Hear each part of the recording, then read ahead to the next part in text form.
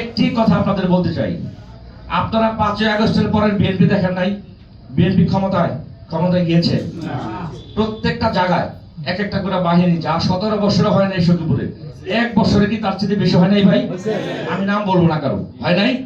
প্রত্যেকটি সেক্টরে, প্রতিটা সেক্টরে, সেটা বন বিভাগ, বিদ্যুৎ বিভাগ, উপজেলা বিভাগ, ঠিকাদারি বিভাগ, রাস্তা বিভাগ, যা আছে যত রকম দপ্তর আছে, ইউনিয়ন পরিষদ, উপজেলা পরিষদ, থানা পরিষদ, মেম্বার পরিষদ, পৌরসভা পরিষদ, স্কুলের কমিটি, এমন কোন জায়গা নাই, কলেজ, মন্দির, মসজিদ, গির্জা, ইভেন মসজিদ সহ এমন কোন জায়গা আছে গত 1-1.5 বছরে, 17 বছরের চেয়ে বেশি ভালো কাম করে বলাইছি, তাই না?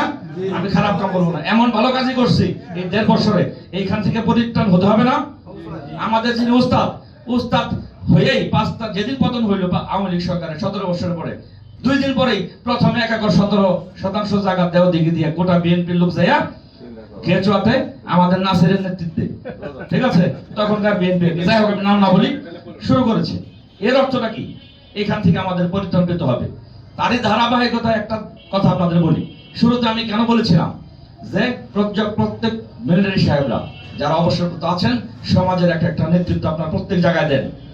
গত 2-3 দিন যাবত সখীপুরের সিচুয়েশন আপনারা জানেন কিনা আমি জানি না। গতকালকে বাসার চালা, আচ্ছা ওনারা প্রোগ্রাম করতেছে না? করতেছে, কিন্তু দোয়া মাহফিল করতেছে না? সবই ওনাদেরটা নির্বাচনে আইনে কোনো অবৈধ নাই, আমরা করতে গেলে অবৈধ। আচ্ছা অবৈধ, ঠিক আছে ভাই, করা যাবে না, 22 তারিখ থেকে করেন। সুন্দরভাবে বললে কি আমরা সেটা শুনবো না? সবাই শুনবে।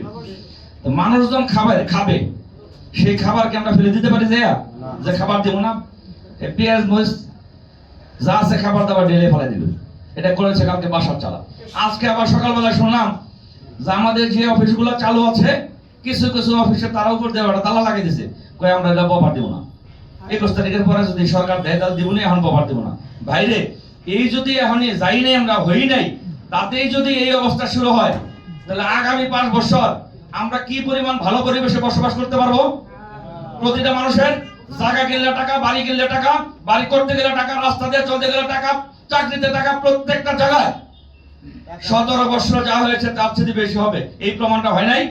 কাজে এখান থেকে মুক্তি পাইতে হলে আপনাদের যে সন্তান বা আপনাদের ভাই, আপনাদের যে সমগোত্রের, তাকে একজন আদর্শ মানুষ, একজন সৎ মানুষ, একজন সাহসী মানুষ, একজন নীতিমান মানুষ, তার নেতৃত্বে ঐক্যবদ্ধ হয়ে এই সখীপুর বাসালে বিপ্লব ঘটাতে হবে, নতুন অধ্যায়ের সূচনা করতে হবে। বাসায় সখীপুর দিয়েই বাংলাদেশে একটি ব্যতিক্রম ধারার সূচনা করতে হবে। এই আহ্বান জানিয়ে আপনাদের সন্তান হিসাবে আবারও আপনাদেরকে সালাম ও ধন্যবাদ জানিয়ে শেষ করছি। আসসালামু আলাইকুম।